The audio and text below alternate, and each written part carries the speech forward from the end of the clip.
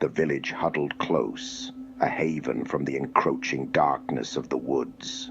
Whispers rustled through the leaves, carried on the wind that moaned through the ancient trees. The forest held its breath, a living entity cloaked in shadow and secrets. This was the domain of Baba Yaga, the Bone Witch, the fearsome guardian of the woods. Natasha, a girl of 12, stood at the edge of the village, her gaze drawn to the swirling mists. Fear clutched at her heart, yet a steely resolve hardened her gaze. She steeled her nerves, took a deep breath, and stepped into the woods, the swirling mists closing behind her like a shroud. The village huddled close, a haven from the encroaching darkness of the woods.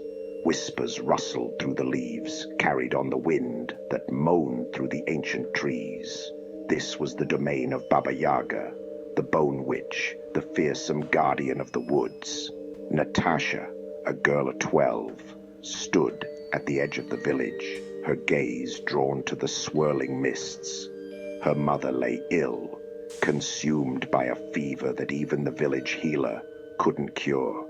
She steeled her nerves, took a deep breath, and stepped into the woods, the swirling mists closing behind her. The forest deepened as Natasha ventured further, the air thick with the scent of damp earth and decaying leaves. Twisted branches, gnarled like skeletal hands, reached out towards her, their shadows dancing menacingly in the fading light. She pressed on, her fear a constant companion, her love for her mother a burning beacon in the growing darkness.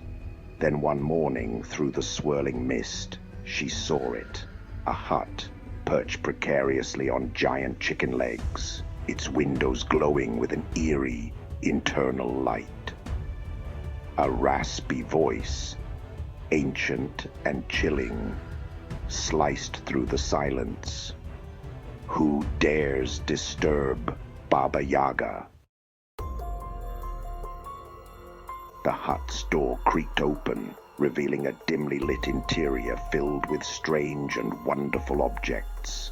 Herbs hung from the ceiling, their pungent aromas filling the air. A cauldron bubbled ominously in the corner, casting eerie shadows across the walls. And seated on a throne of twisted bones sat Baba Yaga. Her face was a mask of age and wisdom, her eyes like chips of ice. She scrutinized Natasha, her gaze sharp and piercing. A gift you offer? What makes you think you have anything I would desire? She rasped. Natasha, her voice trembling, explained her mother's illness and her desperate hope. She proffered the leather pouch, the single red berry nestled within. Baba Yaga's lips curled into a wry smile, revealing teeth like chipped stones. A single berry. You dare offer me such a paltry thing, she scoffed. Very well, child, I will help your mother. But first, you must prove your worth. Her eyes glinted with an unsettling light as she spoke. And Natasha's heart sank. Baba Yaga set Natasha 3 seemingly impossible tasks.